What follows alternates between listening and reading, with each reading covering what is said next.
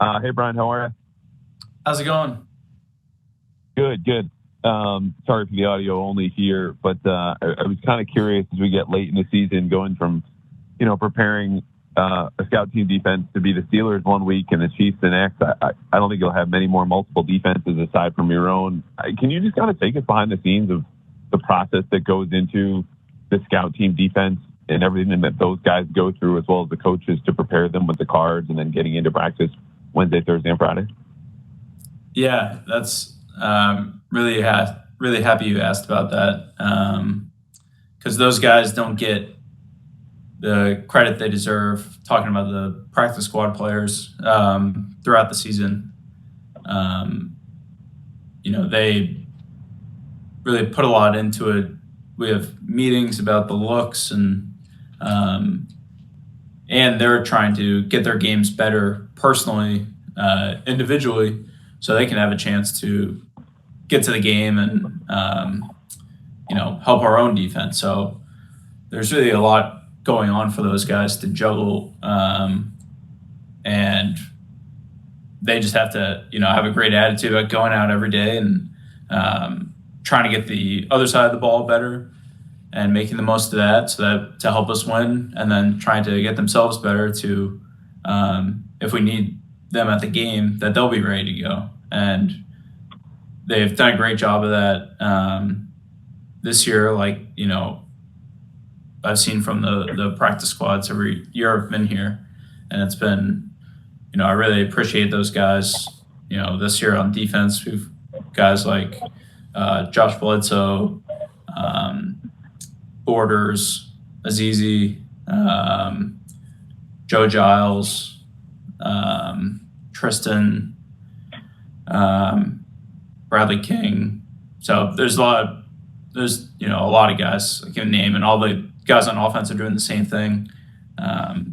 You know, I work a lot with Matt Sokol because he's the tight end, giving the look for the offense of the tight end we're going out against this week. And the other tight ends do a great job helping out with that as well, like Mike and Hunter and Farrow and those guys too. But there's got to be someone who can take the majority of the reps, and the offensive guys do a great job helping us out and committing to those roles and trying to do their best to give us a great look. And the defensive guys were trying to do the same thing, and it's fun, to try to learn different defenses every week that are being run around the league and try to replicate them the best we can to help the team win. So it's an aspect of the preparation each week that I really appreciate, and I appreciate the question. Thanks for asking. Definitely. And we'll get to, see these guys in the locker room pretty much every day when you guys practice for interviews. But are there any, coaches who we don't get to speak to, once every 2 weeks here on Zoom that kind of contribute to that? Like, I'd imagine your hands are full preparing for the Chiefs as it is. So, like, how involved are you in scout team versus maybe some of the QCs or anybody else on staff?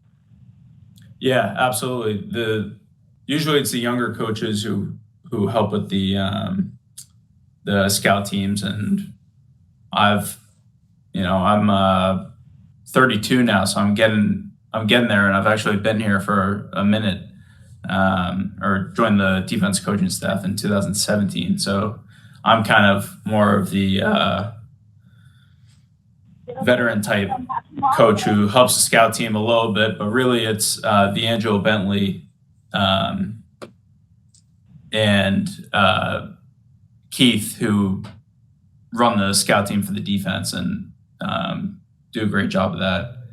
And there's a lot of different offensive coaches who help out with the scout team too, and pitch in. And as a collectively, they do a great job of that. All the position coaches over there on offense all help out to get those guys ready on offense to try to give us the look that we're preparing for that week the best they can. So it's something we do every week for 17 weeks straight or whatever, that doesn't get talked about a lot in the media, obviously, because you guys don't have a chance to see it, but it's a big part of the week, and we enjoy it, players and coaches, trying to just get the team in the best position to win. Awesome. Really appreciate it, man. Thanks, Andrew. I don't see any other hands raised, so we'll give it a couple seconds here to see if we have any more questions. I'll jump in with one more, Aaron, just because, Brian, for you, I know I wrote about Jalen Reagor, and I was talking to him about like how he wore the certain sleeve that like Stephon Diggs would wear before the Buffalo game when he was helping simulate him.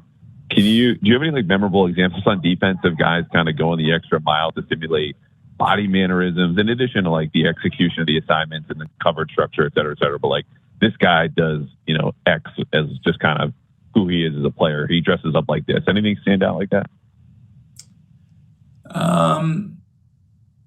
The one that stands out in my mind initially is from Mike Vrabel's Hall of Fame ceremony, where they were talking about how he would, he's Mr. Versatile on the field, and so he would do whatever. And so when they played the Steelers, he would want to jump in and be Troy Polamalu, which was I would say in that era, a pretty enviable spot to play, because you can not do whatever you want, but you could do, kind of whatever you want to try and make it an instinctive play, because that's what Troy Polamalu did. He made a lot of good plays where it looked like he was freelancing a little bit. So that's one that sticks out in my head. I think defensively, there's some mannerism type things, but it's really more about like making sure you're in the right spot so that the offense, or you're disguising the way that their defense disguises or whatever,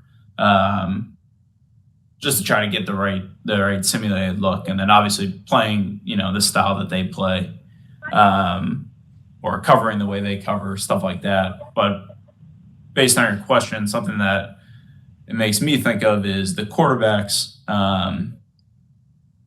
have done a great job trying to help us give the opposing quarterback looks, because that gets into stuff like, mannerisms like you were asking about, or, signals, stuff like that can, that obviously everyone on defense is seeing the quarterback on every play. So those details can be a little more applicable for someone like the quarterback. Gotcha. That makes sense. Thanks again, Brian. Thank you.